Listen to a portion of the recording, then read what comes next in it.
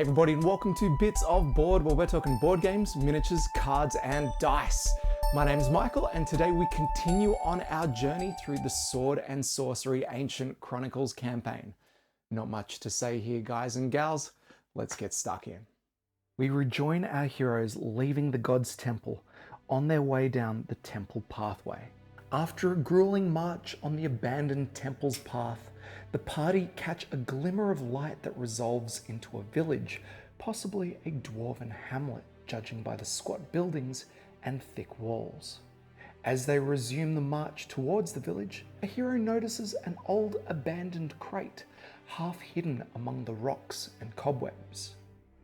Here, we're given the choice. Do our heroes divert from the route to examine the crate, or ignore the crate and proceed towards the village? Now, I'm firmly under the impression that a good hero leaves no stone unturned, so let's divert. Hoping to find something useful or even precious, the party diverts from the path in order to search the crate. Each hero rolls one blue die, 4 blue dice. We roll and we get a lot, but what does that mean? If at least one lightning bolt was rolled by any hero? Yes, it was. Ooh. Digging through the assorted debris within, our heroes discover a false bottom concealing some loot. The party gains 5 coin and 1 treasure token for each bolt rolled. That's 1. All right, I pull out 1, and what do we get? Dropping it, we find a 15 more coin. Awesome. We stash the cash and head towards Nilmerg Village.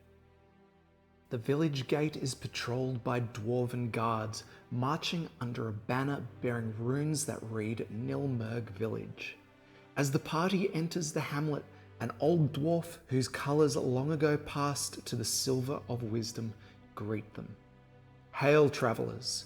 As poor as this village may be, we have never turned away a journeyman or adventurer. But please pay attention to the one rule we observe. For your sake, and ours too, stay away from the cursed elf patrols. Queen Aspides once ruled only inside the borders of Mantis, her capital city, but now she expands her domain to the whole Underreign, and for some cruel and bored soldiers in this wasteland, killing is a pleasant pastime. But aside from that, you're welcome, whether you bring coins, offer help, or even just tell old tales to brighten these dark days. On arriving, we gain 3 points of time to spend, plus 1 more from finishing our last mission. These we'll be able to use by visiting the different locations in Nilmerg. The Prancing Gremlin will allow us to gamble. The Blacksmith will repair our armor, and the Enchanted Anvil will allow us to improve the weapons and armor that we've already gained. We also have a number of other locations: the Town Hall, Miners' Council, Venture Outpost, the Old Court, and the Emporium. But before we decide what we're actually going to do with our time here in Nilmerg, just a couple of notes with our heroes. First of all, Xantares should actually begin with a 2nd hero power, so I thought we would give him Confusion, which uses his attack activity to kind of take control of another creature on the board, basically attacking another one in its same area or itself if it's alone.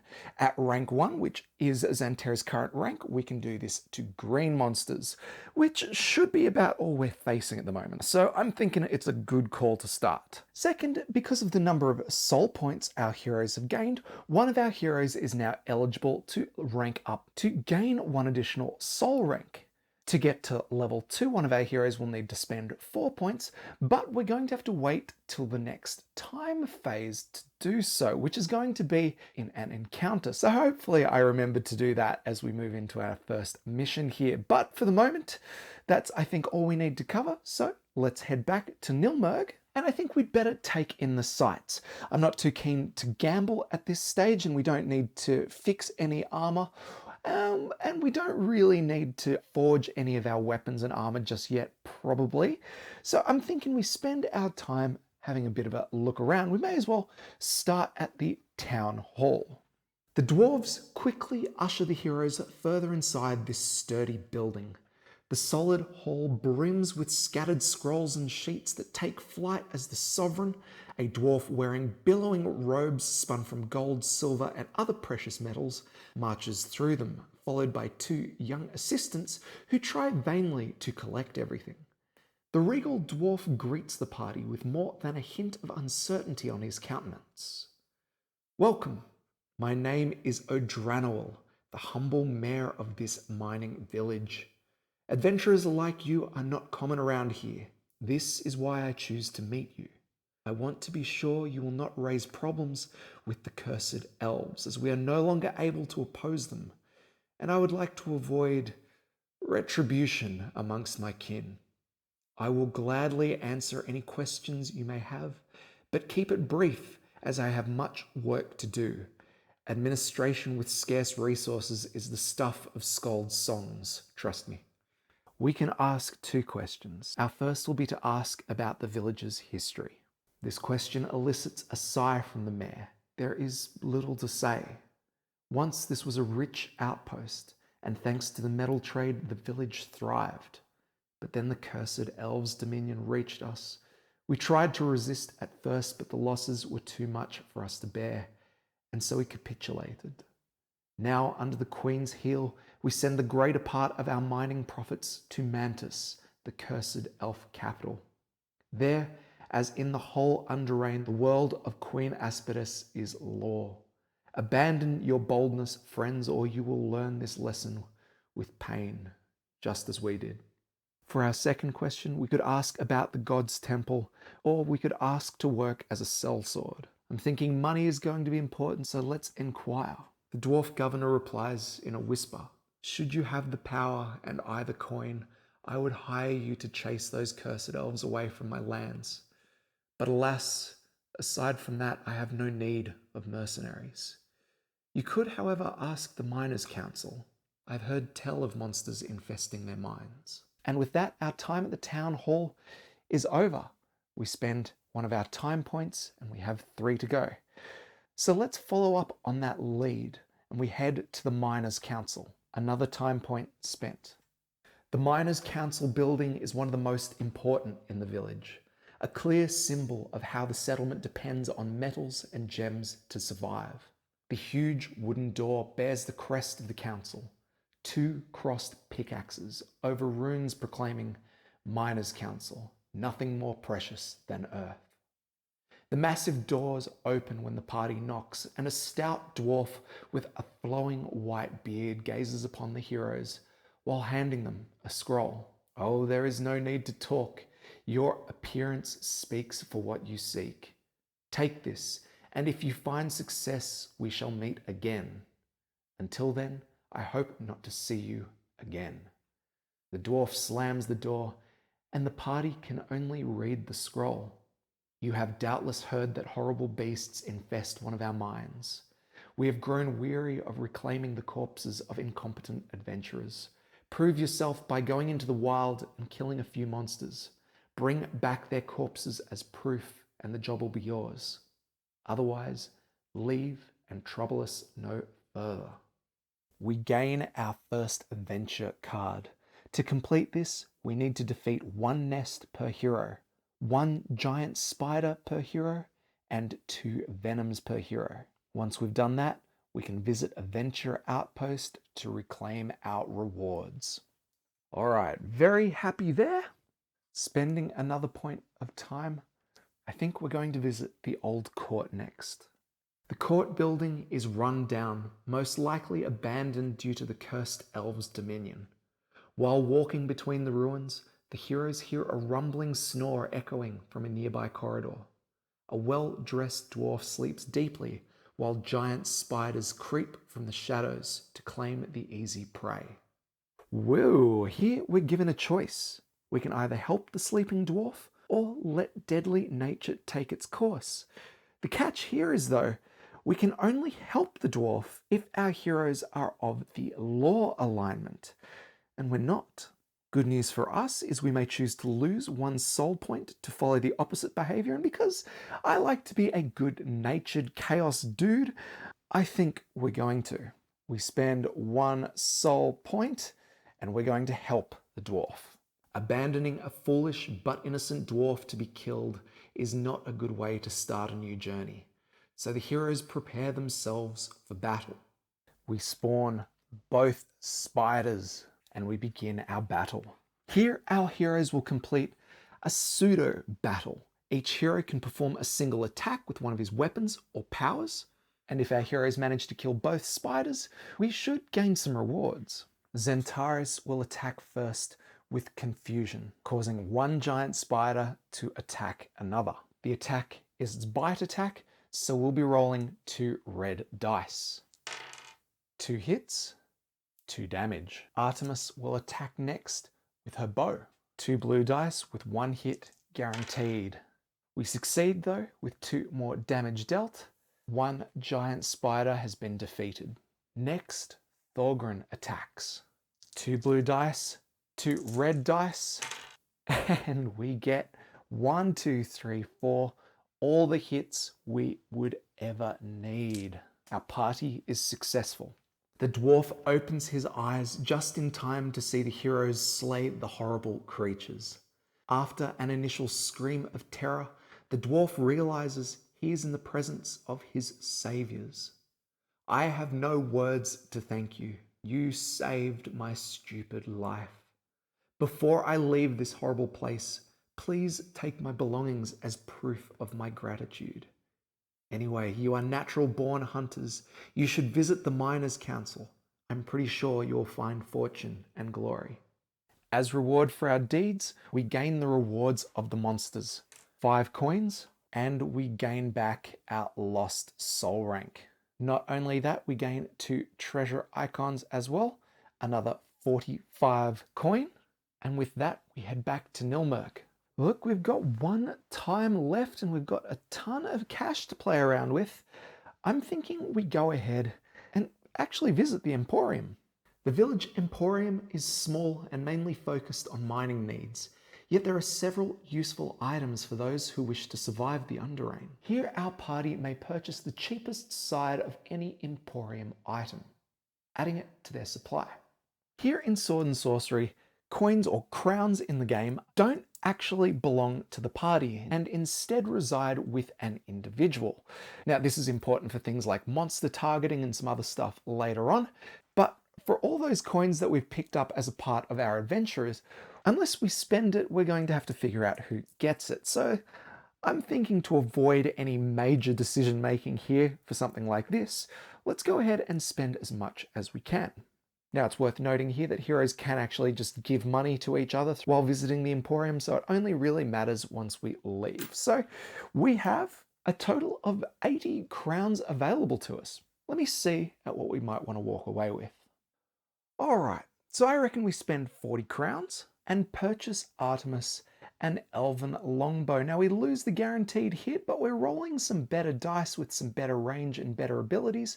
Hopefully it pays off. So we'll distribute the rest of the money like so. With that though, our time in Nilmerg is done. And you know what? Before we've even left, we've managed to knock off half of our requirements for giant spider kills. We are well on our way with venture number 1. That said, it's time to leave and we go back to the Book of Secrets. The party leaves the village through the northern gate, heading by the god's will towards the far city of Mantis. It would seem clear that their fate is intertwined with the queen and her capital. Our party advances and we move to the underground caves. As the heroes leave the stony hearths of Nilmerg behind, a maze of galleries stretches in all directions through these subterranean lands. Lands as wild and cruel as the savage predators that prowl every tunnel and crevice. Surrounded by the unknown and startled by the echo of sinister noises, the party has only one choice. They must explore the dark and gloomy caves of this forgotten world with a starless stone ceiling as its sky, seeking the road to the dread metropolis of Mantis. We begin in the time phase, and yes, we're going to take this opportunity to soul level up one of our heroes. Artemis, I choose you. Yes, I am kind of favoring you this round. We spend 4 soul points, and up she goes. Soul level 2, now with 7 hit points and another hero power. And yes, it's time to see Dharma in action. This is Artemis's companion who is keen to do some damage, I'll tell you that. We'll see it in action as we play. For now, all you need to know is that we can summon Dharma by using our combat activity on our turn, which is exactly what we're about to do. But first, I think we'll move. And this should make for a bit of a fun turn. Us with our 4 points of movement, we're going to move into the next square. But here we've got to note that this is difficult terrain, which means it's going to cost us 2 points of movement to get in there. So we do that, and lo and behold, we spy our first 2 enemies. We'll flip them up, and oh my, we have a champion and a quest enemy so soon. Our champion is the giant spider without the web, and he gains the lusty ability, plus 3 hit points, and in each time phase it heals 1 hit point to itself. We had better try and kill this thing very quick. More importantly though, what is this quest monster? Something in the darkness moves and twists. We roll 2 red dice. Here, by the looks of things, we're looking for a sword and sorcery symbol. So far, no luck, but we do have the opportunity to sort of modify the dice a little bit based on the makeup of our heroes. So for every dexterity character, we can go ahead and flip a dice to its opposite side. No help there, and no help there either. If we had torches, we would be able to roll more dice, but it looks like we are a bit out of luck here. And so, try as she might, Artemis's gaze cannot pierce the darkness. A hostile creature jumps out of the shadows and blocks the way. Yet beyond the enemy, there is nothing else to see, even if there seemed to be something there in the first place. We discard the quest enemy token, spawning a standard enemy in its place. That, of course, is the remaining giant spider. Not only that, it may get a chance to attack before we do. Artemis has to make a save. We're looking for a hit roll here, and we do not get it. Rolling a shield instead, the spider attacks. We begin attacking with its web ability.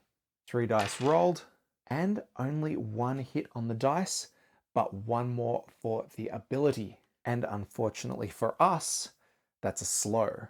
Now we've got 2 dice for defense, so we're going to roll them both, and we nail it. 2 shields.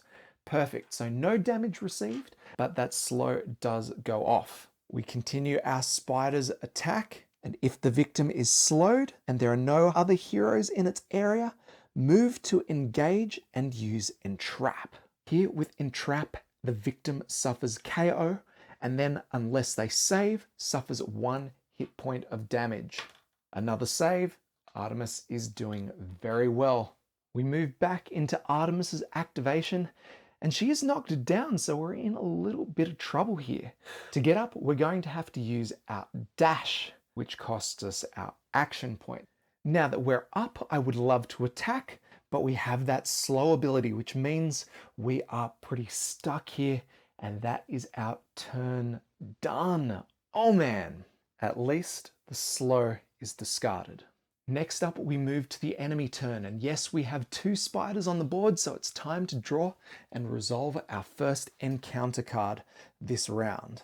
Activate all purple enemies, otherwise activate all highest rank enemies. The spiders are going to attack here.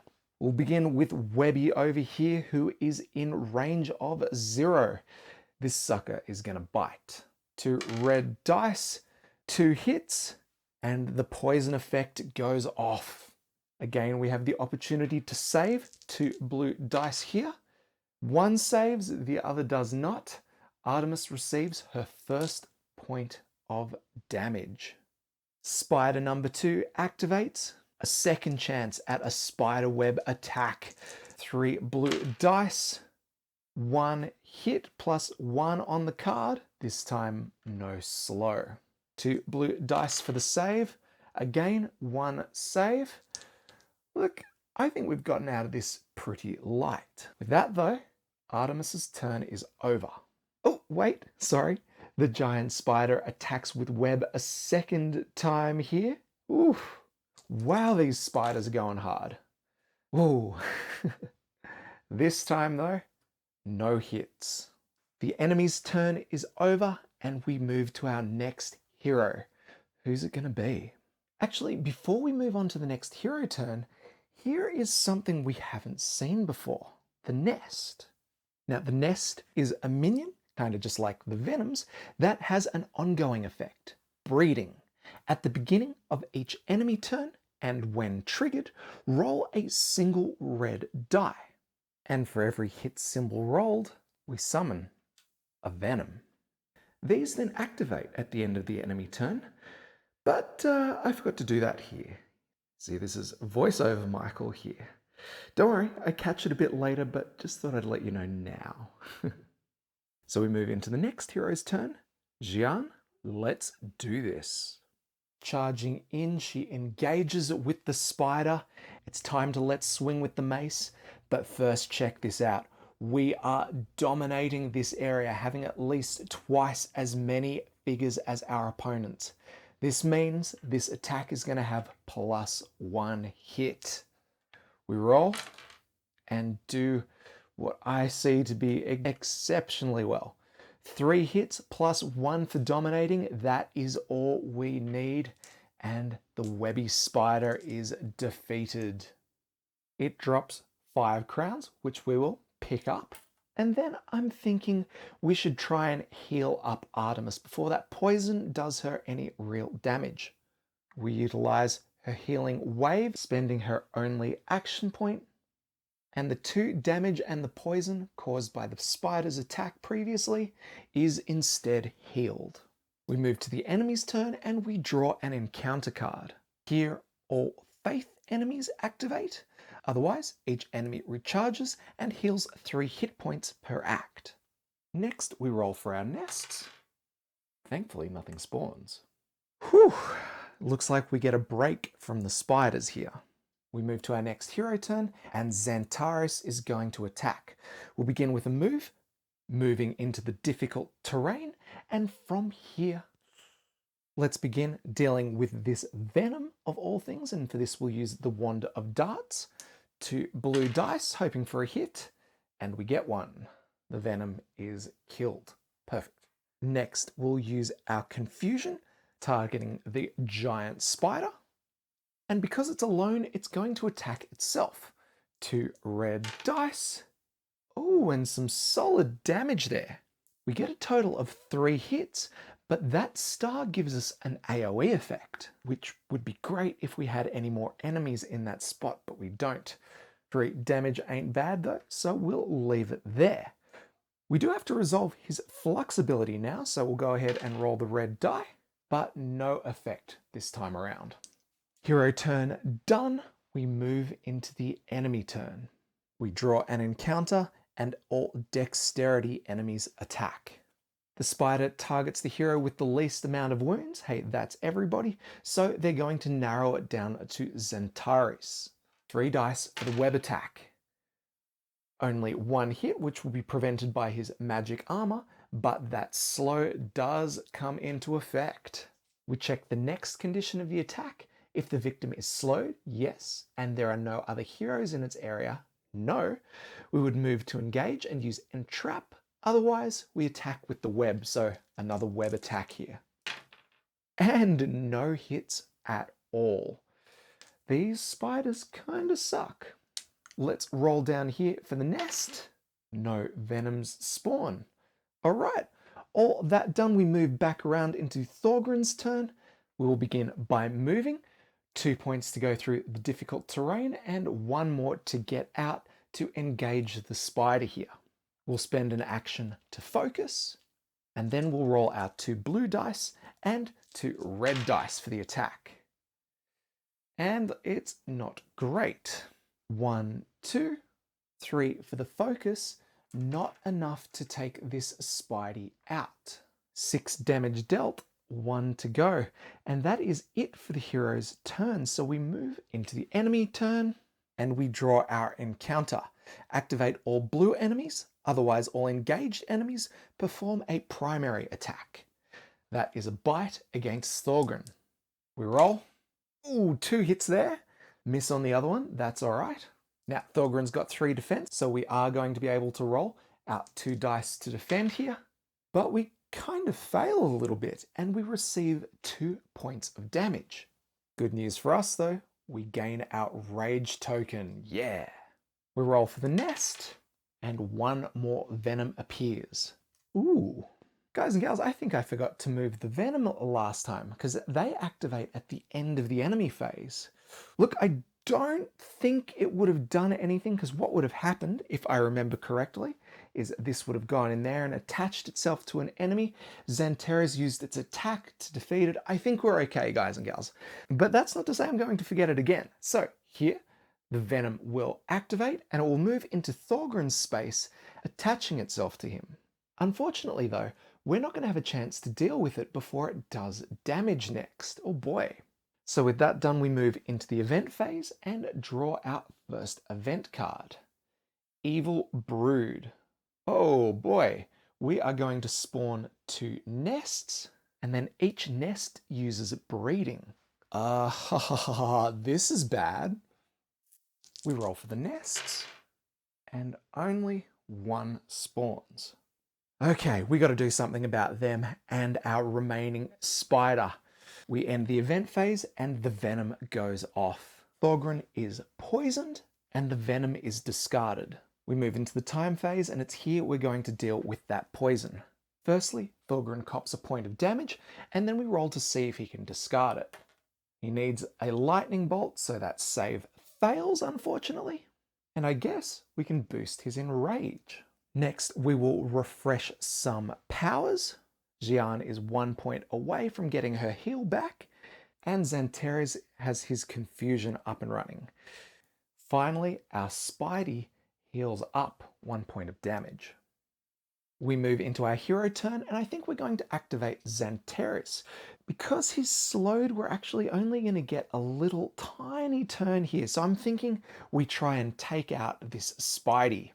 I think our best option is utilizing that confusion ability, causing the spider to attack itself with 2 red dice. And that is exactly what we want to see. 2 hits there, guys and gals, and that's all we need to take this sucker out for good. The giant spider champion is dead. And for our troubles, we get another soul point. Yay! We move into the enemy phase, and although we're not going to be resolving an encounter, we do need to sort out our nests and the venoms. Nests go first, and we resolve breeding. Whoa, 3 new venoms appear. And then moving to the end of the enemy's turn, we resolve their chest hugger ability, moving each of them up to 3 areas towards the closest hero. That is a lot of chest huggers. If after this movement, a venom is in the same area with the hero, discontinue their movement and place that venom on the hero sheet. Oh boy, Thorgrin is stuffed. Now, that was essentially me just working out to see whether or not the venoms would move past him into that other area, but they do not, and Thorgrin cops the lot. That is so full on. Probably best we try and fix that up right about now, though. We move into the hero's turn, and this time we're going to be activating Xian, I think. We're going to move her into the same space as Thorgrin, and then we're going to use her attack action to rid Thorgrin of all of those venoms. 1 attack action is enough to deal with everything.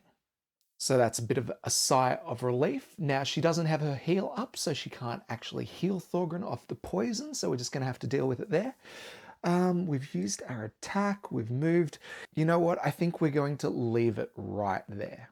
Next enemy action, and we roll again for these. 2 more venoms. Again, we would place, but then they would activate moving into the same space as Thorgrin and Jian.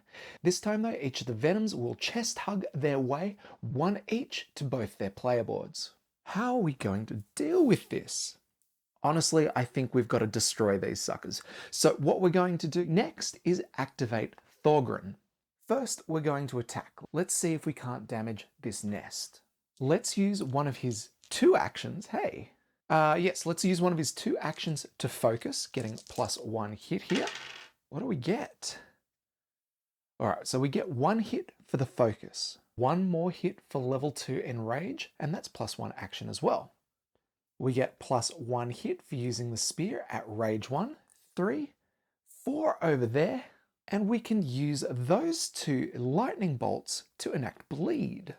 Except they're not counted as enemies for that, so I think we're just going to have to deal with the 4 damage.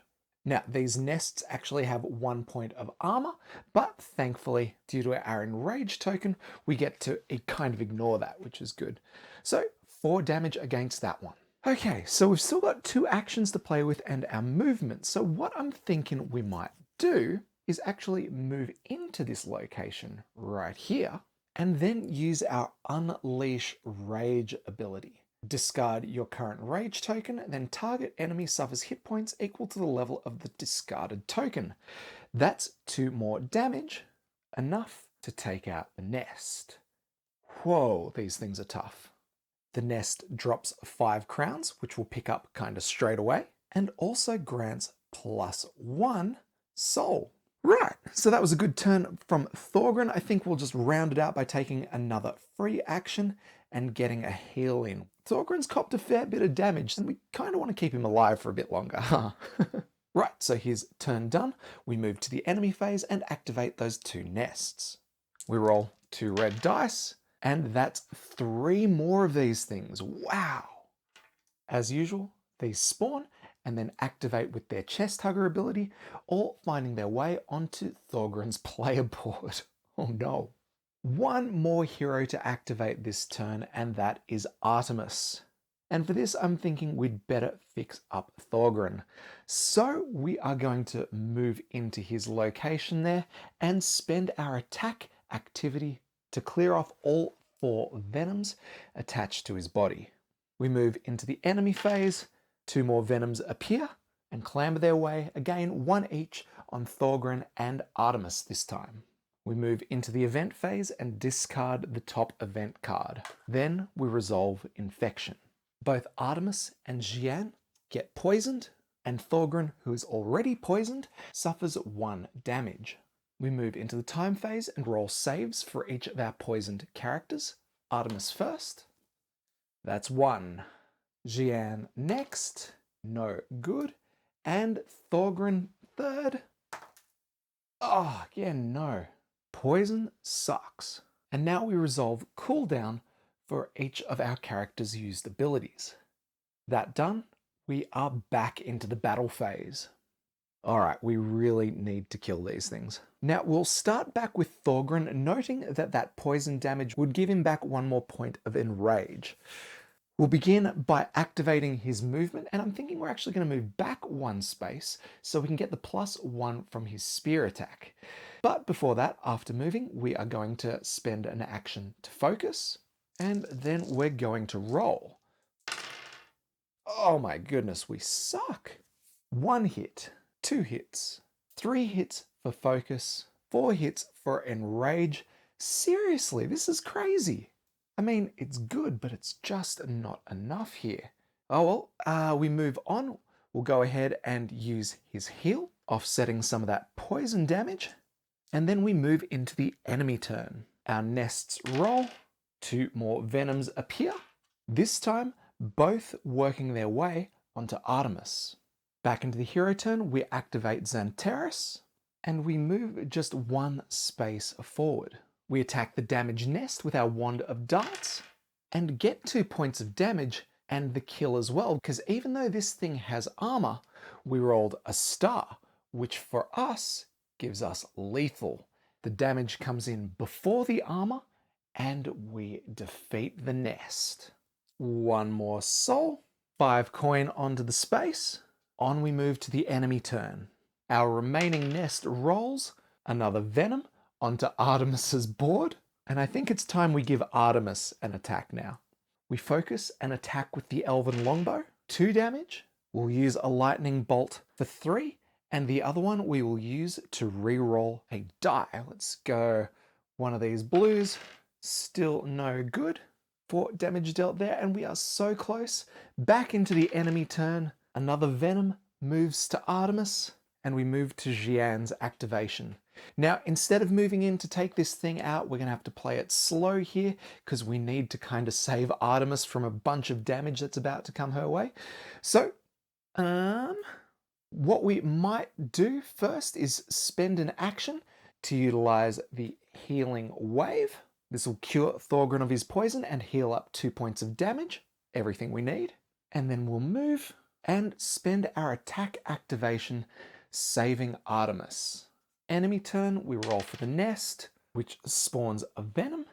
Going for tiebreakers here, the most wounded, the one with the fewest hit points remaining. Controlling player decides, and I'm thinking, because Artemis has the better save value, the venom is going to go back to her. Enemy turn over, we move to the next event phase. What horrors are coming our way? It's now night time, guys and gals. We'll read the night event in a sec, but first we're going to shift all used hero powers back 1 cooldown. Damn. Now I'm at a slight impasse here, guys and gals.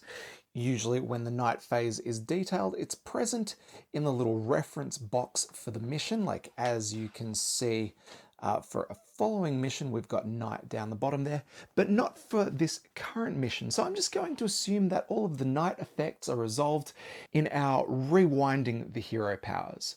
So I'm a little confused there, but let me know what you guys did as you get to it. For now though, we will go ahead and finish the event phase by resolving our new venom. So this is Artemis who's copped the new venom here. So this one is discarded and replaced with a poison. And now we move our way into the time phase. Firstly, both Artemis and Xian will suffer 1 point of damage from their poison. And then we're going to go ahead and roll for saves here. So Artemis is going to roll first, and we're looking for a hit. And we make it, which is amazing. Woo, that was exciting. And now we're going to roll for Xian. We are looking for a star here. No good. Ugh. Next, we'll go ahead and advance our spells, and we are good to return to the battle phase. All right, so I'm pretty sure we can get rid of this nest here. That should be good. I've just realized that in drawing the night phase over here, we should actually have that automatically off to the side here. So the next event phase, we're actually going to be drawing the next card down instead of discarding a card. So just bearing that in mind. That said, we can now get into the hero turn, and we're going to start by activating Xian here. We'll use her action to focus, and then we're going to roll her attack pool to see if we can't do... Oh, that's actually not a bad roll. I was freaking out seeing all of those. I thought that was a shield there for us. Anyway, doesn't matter. We got a hit, 2 more hits up here. We focused. That's 4 hits, 1 defense, 2 life left. We nail it. 3 damage going through. Wow. That stressed me out, guys. Another soul point. Another 5 buckaroos placed, which I think Xian is now going to pick up. And I think we'd best push on, seeing what's going on down here. We've got 3 points of movement, and we begin with 1. Before we continue though, we've got to resolve waypoint 1. Several caves lead to dead ends, but in the distance, the echo of running water resounds amongst the rocks, a harbinger of hope for the party.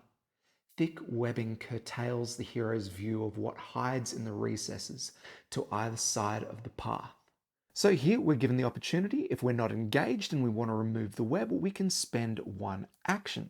Unfortunately for us, Xian has already spent her action in focusing, so we'll leave that there and continue our movement. Story Event 1, guys. It's taken a while, but we finally made it. The gallery leads to a vast stone vault, which dances with reflections from the flowing water. An underground stream flows over a series of waist-high waterfalls, leading towards a placid pond at the cavern's heart. With a rhythmic growling noise, first a scale-covered head and then the whole body of a tyrant lizard emerges from the pond. This gigantic reptile has razor-sharp talons and muscles so powerful it can climb the rocky walls. The beast's devilish eyes rest upon the party for a few moments, and then with a fluid motion and a terrifying screech, the lizard disappears into the shadows of one of the many galleries that open from this cavernous hall. And with that, a few things happen. We shuffle the 2 Tyrant Lizard cards into the enemy deck. And then the map grows. And by grows, I mean we just lost a ton of table space, but that's okay. Let me give you the tour. Aside from all the bits and pieces that we've just added, the new caverns that we need to explore, we've randomly assigned 3 new events, 1, 2, and 3, to these locations here. One of them is Story Event 2. I feel like we're going to have to get out there and try and find which one's which. Now we've also got 2 shadows down here that we won't be able to see until we pass this wall here. We've got a shrine in the waterfall, but we can't reach it from the central pool, so we're probably going to have to come across here or from here. We have a search token up there, another pesky nest over in the corner. But what's worse, we've been instructed to spawn an enemy near our newly spawned gate, another Spidey, that's okay, but also one more, this time randomly. So over here we have the star. Up at the top, we have our lightning bolt. Looks like we're spawning at the star. And that is our first Tyrant Lizard. 5 hit points, a little bit of armor, oh, this guy is going to be tough. That said, though, how good do these guys look? Like little Tyrannosauruses. All right. A lot to do from here, guys and gals. Now, I know we didn't come too far in this half of the adventure, but seriously, those nests are a massive pain. Next episode, though, we've got all this to get stuck into. I cannot wait. So I'll be seeing you soon for that. For now, back to the studio. Actually, you know what? We should finish that move activation. One more space. Now we're done. Right on. So there we have it, the first half of quest number 2. Yes, these quests are getting a lot longer, so we are going to have to chop them up a bit, but we'll see how we go for finishing the next one next ep. Fingers crossed. Still a couple of rules goofs in there. I was definitely forgetting to move the spider back after he does his bite attack. There may be a couple of other things as well, but hopefully nothing too game breaking. Of course, if you spot anything out of sorts, hit me up in the comments below. Otherwise, just let us know if you're enjoying the playthrough. Something I have definitely noted is that this game has a bunch more narrative in it than some of the other playthroughs we've done. So I just hope it translates well to the screen. Aside from that though, guys and gals, we are done. So as always, my name's Michael. This is Bits of Board. We'll catch you next time.